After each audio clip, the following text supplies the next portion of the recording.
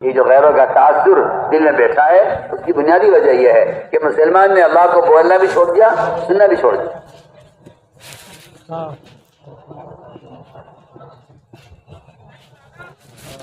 دوسرا ایمان کے بعد دوسرا فریضہ نماز کا ہے۔ میرے دوستوں، چند لوگ اگر نماز پڑھ لیتے ہیں تو ہم مسجدوں کو بھرا ہوا دیکھ کر یہ نہ سمجھے کہ اللہ کا فریضہ قائم ہے۔ 100% مسلمانوں کا نماز پر جمع ہونا یہ اسلام کے فریضے کا قائم ہونا ہے۔ اس لیے کہ نماز کا قائم کرنا، نماز پڑھنے کو نہیں کہتے، صرف نماز کا قائم کرنا، نماز کو امت میں رائج کرنا اور کوئی بے نمازی نہ رہے اس کی کوشش کرنا، یہ نماز کا قائم ہونا ہے، یہ نماز قائم ہے۔ اس طرح ہمیں اس کی کوشش کرنی ہے کہ ہمارے محلوں میں، ہماری آبادیوں میں کوئی ایک فرد بھی بے نمازی نہ رہے۔ اس کے لیے ہر نماز کے ساتھ محنت ہے۔ آپ نے کیوں گشت کو ڈھائی گھنٹے کے ساتھ یا گشت کو کیوں آپ نے ہفتے کے 2 گشتوں کے ساتھ جوڑ دیا؟ میں آپ سے بہت ہماری ایسا کی بات عرض کر رہا ہوں، ہر 2 نمازوں کے درمیان کوشش کرنا کیا کتنی آسان بات ہے۔ آپ دفتر میں ہیں، دکان میں ہیں، کاروبار میں ہیں، کارخانے میں ہیں، ملازمت میں ہیں، کہیں بھی ہیں، آپ لوگوں سے ان کے اسباب، ان کے جو ہے وظائف، ان کی ملازمت ترک کرانا مقصود نہیں ہے۔ آپ نماز کے لیے جب جا رہے ہیں تو آپ راستے میں ہر مسلمان کو اپنے ساتھ اس کا ہاتھ پکڑ کر اور خوشامد کوشش کر کے اپنے ساتھ نماز کے لیے چلیں۔ میں کہتا ہوں کہ آپ کوئی کام کرنا ہے، اگر آپ نماز کے لیے اذان سے 5 جو ہے اقامت سے 5 منٹ پہلے جا رہے ہیں تو آپ یہ کام نہیں کر سکتے، آپ دوڑے ہوئے چلے جائیں گے تنہا۔ اگر آپ اذان پر ہی اٹھ جائیں دکان سے اور یہ آپ کو نماز تک کے لیے آدھا گھنٹہ جو باقی ہے نماز اقامت کے ہونے میں، یہ آدھا گھنٹہ آپ کے لیے بہترین موقع ہے کہ آپ بازار سے لوگوں کو اپنے ساتھ نماز کے لیتے ہوئے چلیں۔ کہتا ہوں کہ آپ کو ہر نماز پر نبیوں والی نماز کا اجر ملے گا۔ دیکھیے بات طے شدہ بات ہے، جو مسلمان دعوت نہیں دے گا وہ نبیوں والا اجر نہیں پا سکتا۔ میں بالکل سچی بات کہہ رہا ہوں۔ اگر انبیاء والا اجر چاہیے تو اس کے لیے انبیاء والی محنت چاہیے، اگر صحابہ والا اجر چاہیے اس کے لیے صحابہ والی محنت چاہیے۔ سب باتیں بالکل طے شدہ بات ہے۔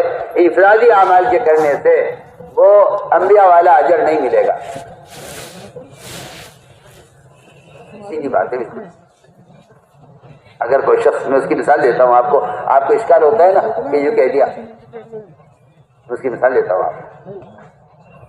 اگر کوئی شخص صرف اللہ کے راستے میں نکل کر 1000 آیت تلاوت کر لے قرآن کی، کیونکہ نکل کر جو تلاوت کرے گا یہ تلاوت پوری جماعت کے درمیان میں ہوگی، اس کا یہ عمل دوسروں کے عمل کا ذریعہ بنے گا۔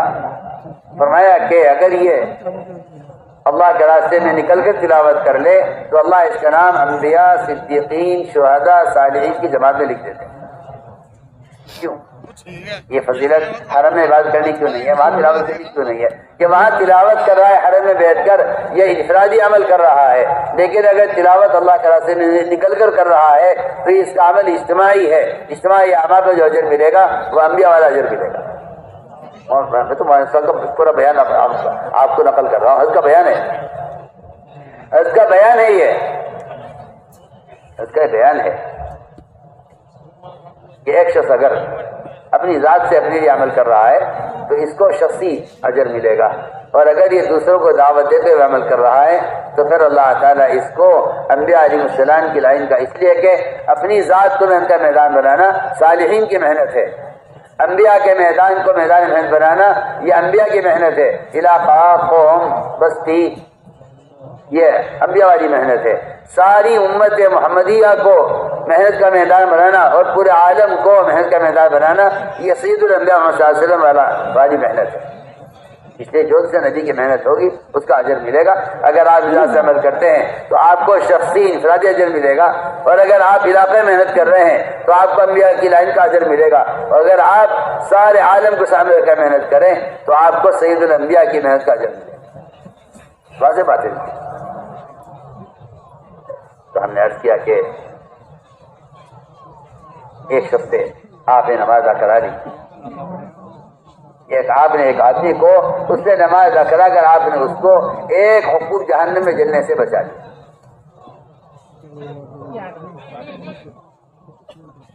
اگلی بات یہ ہے اپنی نمازوں میں ہم بھی کمال پیدا کریں، اس لیے کہ دین کا کمال نماز کے کمال میں ہے۔ جب نماز بگاڑی جاتی ہے تو نماز بگڑی ہوئی نماز سے بندہ اللہ سے دور ہوتا چلا جاتا ہے، اور اللہ سے دوری یہی بے دینی کا اصل سبب۔ بے دینی کہتے ہی اس کو ہے کہ بندہ اللہ سے دور ہو جائے۔ کافر اللہ سے دور ہے، جتنا کافر اللہ سے دور ہے کیونکہ بندہ جتنا بے دین ہوتا جائے گا اتنا کفر کے قریب ہوتا جائے گا، اللہ سے دور ہوتا جائے گا، یہ کافر اللہ سے دور ہے۔ جتنا مسلمان سنت کے اتباع پر اور اللہ کے احکام کے پورا کرنے پر آئے گا، مسلمان اللہ کے قریب ہوتا چلا جائے گا۔ یہ بلکہ یہاں تک آتا ہے روایتوں میں کہ نوافل کے ذریعے بندہ اللہ کے اتنا قریب ہو جاتا ہے، اللہ فرماتے ہیں مقدس کے اعضا بن جاتا ہوں۔ اس لیے بھی نمازوں میں کمال پیدا کرو۔ جماعت میں نکلنے کی بڑی غرض یہ ہے، جماعت میں نکلنے کی بڑی غرض یہ ہے کہ میں اپنی نماز میں کمال پیدا کرنا چاہتا ہوں، اس لیے میں گھر سے نکلنا چاہتا ہوں۔ کاروبار کی مشغولی، گھر کے تقاضے، دن بھر کی تھکان کے بعد سو جاتا ہوں، تہجد کی عادت نہیں رہی، نوافل کی عادت نہیں رہی، فرائض بھی بعض مرتبہ گھر کے تقاضے، دکان کے تقاضے ضائع ہو جاتے ہیں۔ میں 4 مہینے اسباب چھوڑ کر اللہ کے راستے میں رہنا چاہتا ہوں تاکہ مجھے نماز کی، نوافل کی اور تہجد کی اوابین کی عادت ہو جائے۔ سنیے نا، آپ تو یہ سمجھتے ہیں کہ جماعتیں وہ نکلے، آپ سمجھتے ہیں جماعت میں وہ شخص نکلے جس کو نماز آتی نہیں ہے۔ اور میں آپ سے عرض کروں، بہت کام کی بات، عمر رضی اللہ تعالیٰ عنہ صحابہ کو جماعت میں نکالتے یہ کہہ کر کہ مدینے سے باہر نکلو، اپنے وطن چھوڑ کر باہر نکلو جماعت میں تاکہ تمہاری نمازوں میں کمال پیدا ہو جائے۔ بتائیے آپ کے پاس کیا جواب ہے؟ صحابہ کو آج ہم میں سے کس کی نماز صحابہ کی نماز جیسی ہوگی؟ سوچیے تو صحیح۔ عمر رضی اللہ تعالیٰ عنہ صحابہ کو یہ کہہ کر جماعت میں نکال رہے مدینے سے۔ آج کل کے بیچارے نہ انجان لوگ، نہ واقف، وہ تو یہ سمجھتے ہیں بھائی صحابہ تو کافروں سے لڑنے کے لیے نکلتے تھے، پتہ نہیں کیا عنوان بنایا لڑنے کا۔ جبکہ عمر رضی اللہ تعالیٰ عنہ صحابہ کی جماعت بنا کر روانہ کر رہے مدینے سے، اور یہ کہہ رہے میں تو اس لیے نکال رہا ہوں تاکہ تمہاری نماز میں کمال پیدا ہو جائے۔ بتائیے آج اگر کہہ دو تو اشکال ہوتا ہے لوگوں کو۔ تو ہم نے عرض کیا کہ نکلنے کی بڑی غرض یہ ہے کہ دنیاوی تقاضوں کی وجہ سے آدمی تھک جاتا ہے اور مال کے کمانے اور مال کی زیادتی کے شوق میں آدمی اپنے آپ کو تھکا لیتا ہے، پھر عمل کی طاقت رہتی نہیں ہے۔ اس لیے فرمایا کچھ وقت کے لیے اسباب کی دنیا سے نکلو اور 24 گھنٹے عمل کے ماحول میں رہو۔ میرے دوستوں عزیزوں، جس طرح انڈے مرغی کے پروں میں رہنے سے ان میں حیات پیدا ہو جاتی ہے، 22 دن مرغی انڈے چاہتی ہے، 22 دن 25 دن اپنے پروں میں رکھنے کے لیے تاکہ اسے بچے پیدا ہوں۔ آپ بتائیے 4 مہینے اللہ کے راستے میں نکل کر فرشتوں کے پروں میں رہنے سے ہدایت ہمارے دلوں میں کیوں نہیں اترے گی؟ جب ایک جانور کے پیدا ہونے کے لیے سنڈے کو 22 دن چاہیے، 25 دن چاہیے اپنی مرغی کے پروں کی تاثیر سے اور اس کی گرماہٹ سے اس میں بچے پیدا ہو رہے ہیں، تو میں سمجھتا ہوں اللہ نے مرغی کو عبادت کے لیے پیدا نہیں کیا، اللہ نے انسان کو عبادت کے لیے پیدا کیا۔ اس میں عبادت کا ذوق اور اس کا شوق اور اس کی استعداد فرشتوں کے ساتھ رہے بغیر کیسے پیدا ہو سکتی ہے؟ جو آدمی 24 گھنٹے شیاطین کے ساتھ رہ رہے ہیں، ہم کیسے امید کر سکتے ہیں کہ نماز بھی پڑھیں گے، سچ بھی بولیں گے، زکوٰۃ بھی دیں گے، روزہ بھی رکھیں گے؟ کیسے کہہ سکتے ہیں؟ میرے دوست، اس لیے ہم عرض کرتے ہیں کہ نکلنے کی بڑی غرض یہ ہے کہ ہماری نماز میں کمال پیدا ہو جائے۔ یہ بڑی غرض ہے نکلنے کی۔ اس لیے کہ جس طرح ایک آدمی مہینہ 2 مہینہ علاج فرمائے اسپتال میں رہتا ہے علاج کے لیے، وہاں ساری دوائیں غذا وقت پر ملتی ہے، ڈاکٹر بار بار آ کر دیکھتے ہیں، اس طرح انسان کی جسمانی صحت کے لیے اسپتال کا ماحول ہے، اس طرح مسلمان کی ایمان اور دین کی صحت کے لیے اور عمل کی اصلاح کے پیدا ہونے کے لیے مسجد کا ماحول ہے۔ آپ دیکھ رہی ہے حضور اکرم صلی اللہ علیہ وسلم کا طریقہ تعلیم یہی تھا، آپ کا طریقہ تربیت یہی تھا. آپ کا جو آج کوئی کہتا ہے کہ اس سے کیا ہوتا ہے، وہ میں کہتا ہوں کہ حدیث کا انکار کرتا ہے، اور کیا ہے اس کے پاس؟ وہ جاہل ہے جو یہ کہتا ہے کیا مسیح ہدایت ملے گی، کیا مسیح لانا ضروری ہے. جاہل ہے، تو خبر ہی نہیں ہے کہ سیرت میں تربیت کا طریقہ کیا ہے اور آساسے کا معمول کیا ہے. وقت ثقیف آیا، نماز نہیں پڑھیں گے، زکوٰۃ نہیں دیں گے، روزہ نہیں رکھیں گے، جہاد نہیں کریں گے، 3 سال تک ہمارا بت اسی طرح رہے گا، اپنے بت کو ہم نہیں توڑیں گے. بلکہ انہوں نے یہ کہا کہ ہمارے بتوں پر جو چڑھائے جاتے ہیں وہ ہماری آمدنی ہے کفر کے زمانے کی، ابھی وہ چلتی رہے گی کچھ عرصہ.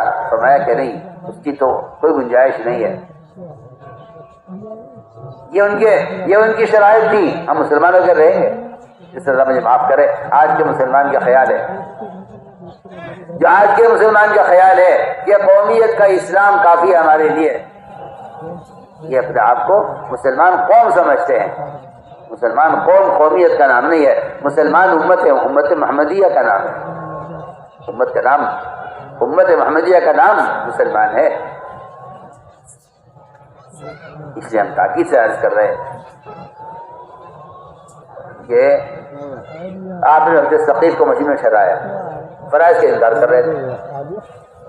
جب عمل کے ماحول میں رہے تو سارے عمل کی سزا پیدا ہو گئی. فرمایا آپ نے زکوٰۃ بھی دیں گے، جہاد بھی کریں گے، یہ روزے بھی رکھیں گے، یہ سارے اعمال کریں گے، انہیں مسجد میں رکھو. خیمہ لگوایا مسجد میں آپ صلی اللہ علیہ وسلم نے. مسجد میں رہنا بذات خود مطلوب ہے، مسجد میں رہنا بذات خود عبادت ہے، مسجد میں رہنا اللہ تعالیٰ کے قرب میں رہنا ہے. ظاہر بات ہے آپ کسی گھر میں جائیں گے تو صاحب خانہ کے قریب تو رہیں گے نا. گھر کس کے ہیں؟ کہ اللہ کے. جب اللہ کے گھر ہیں تو پھر اللہ کے گھر میں رہنے والا اللہ کے قریب رہے گا نا. اس لیے میں نے تاکید سے عرض کیا ہے کہ ہم اس بات کی پوری کوشش کریں، خروج میں ہو یا اپنے مکان پر، ہم اس بات کی پوری کوشش کریں کہ ہم ہر فرد کو دعوت دے کر اسے مسجد کے ماحول میں لے کر آئیں اور یہاں لا کر بات سمجھائیں. اس لیے کہ سنت یہ ہے کہ تشکیل کی جگہ اصل مسجد ہے. ہم صاحب فرماتے تھے تم گھروں میں تشکیل کرو گے، گھر کے سارے تقاضے سامنے ہیں، چھٹا بک رہی ہے، بیوی عمل سے ہے، بچہ بیمار ہے، بہت سارے آزار ہیں، لیکن اگر تم اسے مسجد کے ماحول میں لے آؤ. میں آپ سے کیا عرض کروں، میری بات سمجھ میں آئے گی نہیں آپ کے. جس طرح غزوات میں ملائکہ کے اترنے سے صحابہ کے دلوں میں ہمت اور شجاعت پیدا ہوتی تھی، اس طرح مسجد کے ماحول میں تشکیل کرنے سے فرشتوں کے نزول کی وجہ سے ہمارے ساتھیوں میں ہمت اور شجاعت پیدا ہوگی. آپ تو انکار کریں گے، آپ کو تو حقائق معلوم ہی نہیں ہے نا. آپ تو صاحب کہہ دیں گے کہ نہیں فرشتے کوئی نہیں اترتے تھے. آپ کو تو حدیث سے بھی خبر نہیں ہے، آپ بڑے اپنے آپ کو پڑھا لکھا سمجھتے ہیں. آپ کو تو یہ حدیث بھی معلوم نہیں ہے کہ جہاں بھی حلقہ لگتا ہے ایمان کا یا علم کا یا قرآن کا، فرشتے پروں سے آسمان تک اس کو گھیر لیتا. آپ کو تو اس حدیث کی بھی خبر نہیں ہے. آپ اس قدر انجان ہیں، آپ کو حدیث کی بھی خبر نہیں ہے. آپ انکار کر دیں گے صاحب. کوئی آگے مسئلہ پوچھے گا آپ کہہ دیں گے نہیں ایسا کچھ نہیں ہے، فرشتے کہیں نہیں اترتے. جی ہاں، پتہ ہی نہیں آپ کو. اتنی معمولی حدیثیں آپ کو معلوم نہیں ہیں کہ جہاں حلقہ قائم ہوتا ہے علم و ذکر کا اور ایمان کا، فرشتے دوسرے فرشتوں کو آوازیں دیتے آ جاؤ یہاں، آ جاؤ یہاں، آ جاؤ یہاں حلقہ لگا لو، یہاں آ جاؤ. پڑھیے آپ حدیث، آپ کو پتہ ہی نہیں حدیث. آپ کو تو ہر بات غلو معلوم ہوتی ہے اور اس کا آپ پھٹ سے جواب دے دیتے ہیں. اور میں کیا کہہ رہا ہوں، اس طرح فرشتوں کے غزوات میں نزول سے صحابہ کے دلوں میں سکون، اطمینان اور ہمت پیدا ہوتی ہے. میں آپ سے قسم کھا کر کہہ سکتا ہوں اگر آپ مسیح کے ماہ میں لا کر تشکیل کریں تو آپ کا مجمع بازار اور گھر کے ماحول کے مقابلے میں مسجد کے ماحول میں آپ سینکڑوں قصے ہیں. حضرت علی کو جھنڈا دینا تھا خیبر کے موقع پر، آگے دکھی ہوئی تھی، آپ نے جھنڈا گھر نہیں بھجوایا. حضرت علی انکار کرنے والے نہیں تھے کہ وہ انکار کر دیتے تقاضے کا. آپ نے فرمایا علی کو مسجد میں لے کر آؤ. حضرت علی کو لایا گیا، آنکھیں دکھی ہوئی تھی, بہت سخت تکلیف تھی آنکھوں میں, دونوں آنکھیں بچی. ان کو لایا گیا, آپ صلی اللہ علیہ وسلم نے ان کو تقاضا جو دیا مسجد میں بلا کر دیا کہ لو علی یہ جھنڈا پکڑو اور اللہ تمہارے ہاتھ سے خیبر کو فتح کرائیں. آپ صلی اللہ علیہ وسلم نے ان کی آنکھوں میں چھٹکارا, جس سے آنکھیں پہلے سے زیادہ روشن اور مضبوط ہو گئیں اور ٹھیک ہو گئی. وہاں مسجد میں مجمع جمع ہوتا تھا, بچے ایڑیاں کھڑی کر کر کے اپنے آپ کا لمبا دکھانا چاہتے تھے کہ جی ہمیں آپ جماعت میں جانے دیجیے, ہم بڑے ہیں, لمبے ہیں. جی ہاں, کشتیاں ہوا کرتی تھی بچوں کی, کون طاقتور ہے جو کاج میں کہتا کہ تو گر جانا تاکہ میرا بھی جان نام لکھا جائے. وہاں بچے بہانے کرتے تھے اللہ کے راستے میں نکلنے کے, یہاں جوان بہانے کرتے ہیں اللہ کے راستے سے بچنے کے لیے. یہاں جوان یہاں یہ حال ہے کیونکہ ماحول نہیں ہے نا, کیا کیا بلانا پڑے گا, تشکیل کا ماحول چاہیے, تشکیل کا ماحول چاہیے. اس لیے ہم عرض کر رہے ہیں کہ تشکیل کی جگہ اصل مسجد ہے. آپ کہیے میں نے کوئی کان میں بات ڈال, مولیا صاحب کا محفوظ ہے, کان میں بات ڈالنا تبلیغ نہیں ہے. آپ دعوت دے کر ماحول میں لائیے. تو میں نے عرض کیا کہ یہ بنیادی بات تھی کہ اصل سبھی جب بدلے گی مسجد کے ماحول سے بدلے گی. جس کو تم مسجد میں لے آؤ اسے لے کے بیٹھو, اس کو نماز سکھلاؤ, یہ بہت اہم کام ہے. اس کو نماز سکھلاؤ, اسے لے کر بیٹھو, اس کا اکرام کرو, اسے پیار محبت سے پیش آؤ, اسے لے کر بیٹھو, اس کو نماز سکھلاؤ. رکوع کیسے کرو تو علماء سے کہتا ہوں کہ علماء اگر مساجد کو وقت نہیں دیں گے تو امت کے جہل کا علاج صرف مدارس سے ممکن نہیں. امت کے جہل کا علاج مدارس سے ممکن نہیں جب تک علماء مساجد کو وقت نہ دیں. یہ اتنا بڑا سیلاب جو بہ رہا ہے عوام کا جہنم کی طرف, اس کو روکنے کا ایک واحد ذریعہ ہے. گشتوں کے ذریعے ان کا رخ ہے تو مساجد کی طرف, اور علماء کو چاہیے کہ مسجدوں کو وقت دیں تاکہ ان کے ساتھ بیٹھ کر انہیں غسل کے فرائض سکھلائیں, نماز کا طریقہ بتلائیں, انہیں رکوع سجدہ کرنا سکھلائیں, انہیں وضو کرنا سکھلائیں. یہ مسجدوں کا کام ہے. اس امت کے اس پھیلے ہوئے جو ہے سیلاب کو مسجدوں میں مدارس قائم کیے بغیر ان کے امتداد کا, ان کی اجازت کا کوئی علاج نہیں ہو سکتا. ہم تاکید سے کہہ رہے ہیں کہ مسجدوں میں مسائل کے حلقے بھی قائم کرو جس طرح فضائل بھی قائم کرتے ہیں. مسجد کو روزانہ 8 گھنٹے دینے کا جو تقاضا ہے علماء کے لیے بھی ہے, عوام کے لیے بھی ہے. مسجد کو روزانہ 8 گھنٹے, میں تو آپ سے 8 گھنٹے کہہ رہا ہوں کیونکہ آپ سوچے میں تاجر ہوں, میں تو ملازم ہوں, میں کیسے دوں گا 8 گھنٹے. میں تو آپ سے 8 گھنٹے کم کر کے کہہ رہا ہوں. افسا کے بیان میں ہے ہر مسلمان سے 12 گھنٹے مسجد کے لیے پڑھیے. آپ اس کا بیان پڑھیے, آپ کو پتہ چلے گا کام کیا ہے. مطلب کہ 12 گھنٹے تمہیں مسجد سے باہر دیے, اس 12 گھنٹے کی ظلمتوں کو دور کرنے کے لیے 12 گھنٹے مسجد کے لیے جائیں. سوچی نہیں ہے بس, کیونکہ میں تو تاجر ہوں, میں تو ملازم ہوں, میں تو آپ سوچیے تو صحیح. عمر رضی اللہ تعالیٰ عنہ کا معمول تھا آدھا ایک دن مسجد کے لیے,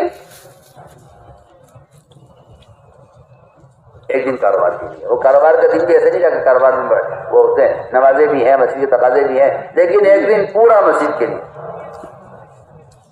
اور دوسرے دن کاروبار کے ساتھ مسجد کے لیے. ان کا ایک ساتھی تھا, ان کے ساتھ جوڑی بنا رکھی تھی کہ ایک دن تو بازار دیکھے گا میں مسجد میں رہوں گا, ایک دن تو مسجد میں رہے گا میں بازار دیکھوں گا. جی ہاں, اب آج کل تو آپ کو کتنے تجارت میں جو ہے پارٹنر ایسے ملیں گے شریک, اس کو بھی لگا رہے, نہیں بھی لگا رہا دنیا کمانے میں. عمر رضی اللہ تعالیٰ نے یہ اپنی پارٹنر اور اپنے شریک سے کہا تھا کہ دیکھو ہم نے شراکت تجارت میں اس لیے نہیں کی ہے کہ تجارت زیادہ ہو جائے, پیسہ دے رہا ہو, محنت میری ہو, محنت میری ہو, پیسہ دے رہا ہو. آپ شراکت کی بنیاد صحابہ کے زمانے میں یہ نہیں تھی. صحابہ کے زمانے میں تجارت میں شراکت کی بنیاد یہ تھی کہ پورا ایک دن تو مسجد کو دے گا, پورا ایک دن مسجد کو دے گا. تو جو سنے گا مجھے سنائے گا، میں جو کماؤں گا تجھے کھلاؤں گا، اس طرح ترتیب چلے گی دونوں کی۔ میں نے عرض کیا کہ لوگوں سے تجارت، زراعت، ملازمت چھڑوانا تبلیغ کا اصول نہیں ہے۔ لوگ تبلیغ پر تہمت لگاتے ہیں کہ یہ لوگوں کو بے کاروبار کر دیتے ہیں اور یہ لوگوں کی ملازمت چھڑوا دیتے ہیں، تہمت لگاتے ہیں تبلیغ پر۔ اور سب فرماتے تھے کہ اسباب کا ترک کرنا مجاہدہ نہیں ہے، تقاضے پر سبب سے نکلنا مجاہدہ ہے۔ اس کا مقصود ہے اسباب کا ترک کرنا مجاہدہ نہیں، رہبانیت ہے، اور تقاضے پر سبب کو چھوڑنا کہ یہ مجاہدہ ہے۔ اس لیے میں نے عرض کیا کہ ہم اگر یہ طے کر لیں 8 گھنٹے کمانے کے لیے بہت ہے۔ میں آپ سے صاف کہتا ہوں، کمائی کو زیادہ وقت دینے سے خدا کی قسم 1 پیسے کا اضافہ نہیں ہوتا، اللہ کی قسم 1 پیسے کا اضافہ نہیں ہوتا۔ جس آدمی کا تقدیر پر ایمان نہیں ہے وہ کہہ سکتا ہے یہ بات کہ ہاں وقت زیادہ لوگے پیسے زیادہ ملیں گے، غلط قائل ہے۔ جس کا تقدیر پر ایمان نہیں وہ کہے گا کہ زیادہ وقت ہوگی زیادہ آمدنی ہوگی۔ جس کا ایمان تقدیر پر ہے وہ کہے گا میرا ایمان تقدیر پر ہے، میرا رزق اللہ نے اتنا مقدر کر دیا ہے، یہ اس سے 1 پیسے زیادہ ملے گا نہیں۔ آپ چاہے 10 گھنٹے جان لگا لو، چاہے 15 گھنٹے جان لگا مان لو، کوئی فائدہ نہیں۔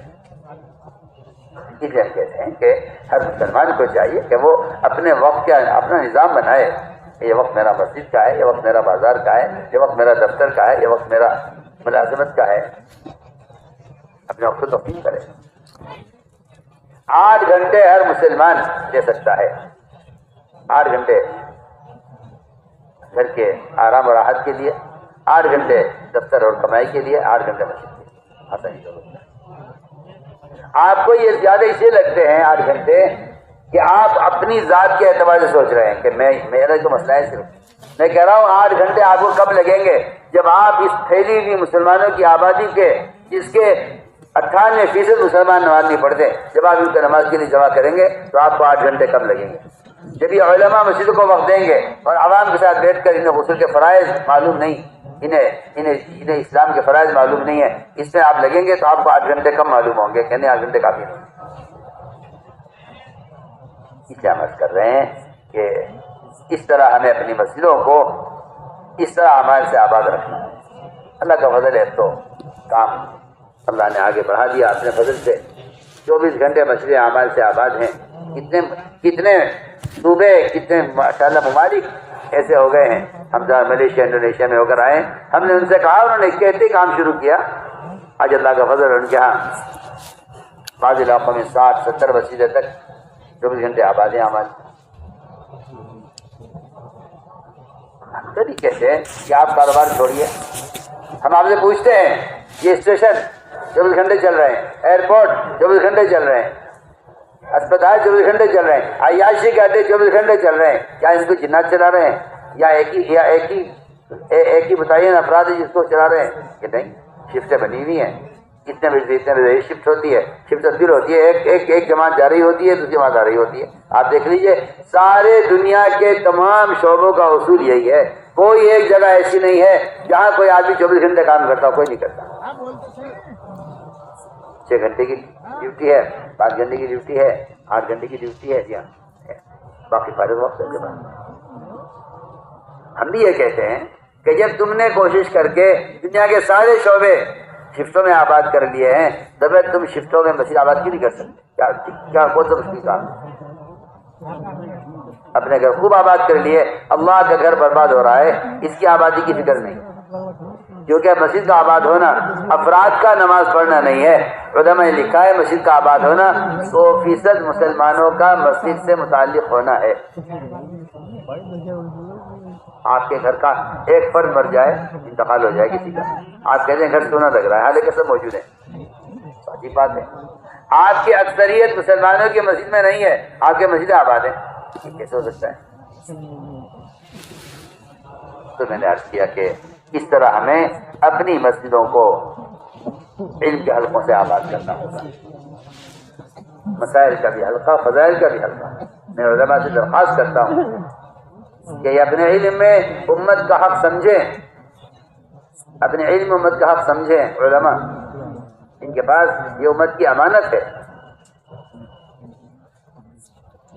اس لیے ہم عرض کرتے ہیں کہ اس طرح مسجدوں میں فضائل کا بھی حلقہ اور مسائل کا بھی حلقہ ہو. تو اس طرح میرے دوستوں لمبی لمبی نمازیں پڑھنے کی اللہ کے راستے میں خوب مشق ہوگی, خوب موقع ملے گا. یہاں دکان مکان کاروبار بیوی بچے کچھ نہیں ہے, یہاں لمبی لمبی نمازیں پڑھنے کی مشق ہوگی اللہ کے راستے میں. اور تہجد کی تو عادت ہی ختم ہو گئی تھی مقام پر رہتے ہوئے, تھکے ہوئے آتے تھے رات کو 11-12 بجے اور پڑھ جاتے تھے اور صبح تک. اللہ حفاظت فرمائے. عبداللہ بن رواحہ یہاں تک کہہ گئے کہ کافر اور مومن کے درمیان فرق یہی ہے کہ کافر صبح تک سوتا ہے رات کو لیٹ کر, اور مومن کا رات کو پہلو اس کے بستر سے دور رہتا ہے تہجد میں. اس کی عادت ختم ہو گئی. اللہ کے راستے میں نکلنے کی ہے یہ غرض کہ وہاں تہجد ملے گی, ایک ساتھی اٹھے سب کو جگائے, سب کو اٹھائے. یہ انفرادی عمل نہیں ہے, میں آپ سے کھل کر کہہ رہا ہوں. جس کام کی عادت ڈالنی ہے اس کو اجتماعی بنانا پڑے گا. آپ سب کو اٹھائیں, سب کو جگائیں تہجد کے لیے. یہ مت کہیں بھائی یہ تو نفلیں ہیں, کوئی پڑھنا چاہے تو پڑھ لے گا. نفلیں تو اختیاری چیز ہے. میں کہتا ہوں اختیاری جب تھی جب لوگوں کو اس کی عادت تھی, اب لوگوں میں اس کی عادت ختم ہو گئی ہے. اب آپ اس کو اجتماعی بنائیں گے تب اس کی عادت پڑے گی. عمر رضی اللہ تعالیٰ عنہ آدھی رات کو ہی اپنے سب گھر والوں کو, بیوی کو, بچوں کو, سب کو جگا دیا کرتے تھے. سب کو اٹھا دیا کرتے, سب کو اٹھا دیا کرتے. آدھی رات اٹھ جاؤ تہجد کے لیے, اٹھ جاؤ. جیسے نماز کے لیے, جیسا فرض آج فرض نماز کے لیے اپنی اولاد کو اٹھانے کا وہ اہتمام نہیں ہے مسلمانوں میں. جو عمر رضی اللہ تعالیٰ عنہ کہنا یہاں تہجد کے لیے اپنے بچوں کو, بیوی کو اٹھانے کا معمول تھا. میں اللہ رحم فرمائے اس شخص پر جو اپنی بیوی کے چہرے پر ایک چھینٹا پانی کا مار دے اور اسے تہجد کے لیے اٹھا دے. آپ کو شیطان نے یہ پڑھایا ہے کہ تہجد پڑھنا کوئی فرض نہیں ہے, چھوڑیے بھی. ارے یہاں فرائض پر ہو جائے سر. میں کہتا ہوں جو مسلمان یہ کہتا ہے کہ فرائض عمل ہو جانا کافی ہے, یہ فرائض کو بھی ضائع کرے گا کل, کیونکہ اس نے نوافل کو ضائع کیا. اور یہ کہہ کر یہاں اس زمانے میں فرائض ہو جائے غنیمت ہے. بس آپ کا دین غنیمت پر رہ گیا ہے اور آپ مال کمانے میں آگے بڑھنا چاہتے ہیں. 1 سال تہجد فرض رہی صحابہ پر, 1 سال کے بعد اللہ نے اس کو نفل کیا. 1 سال کے بعد 1 سال تک تہجد فرض رہی صحابہ کرام پر. 1 سال کے بعد اللہ نے اس کو نفل کیا. اس لیے رات کے قیام کا بہت اہتمام کریں, تہجد کا خوب اہتمام کریں. کیونکہ اللہ تعالیٰ فرماتے ہیں میرا بندہ نوافل تہجد کے ذریعے اب قریب ہو جاتا ہے مجھ سے, نوافل کے ذریعے کہ میں خود اس کے اعضا بن جاتا ہوں. اور دوسری بات یہ بھی ہے کہ ہمارا اللہ کے راستے میں نکلنا اپنے آپ کو گناہوں سے بچانے کی طاقت پیدا کرنے کے لیے ہے. اور یہ بات یاد رکھیے کہ تہجد سب سے زیادہ نفس کو کچلنے والا ہے, کیونکہ نفس کے تقاضے سے ہی آدمی گناہ کرتا ہے.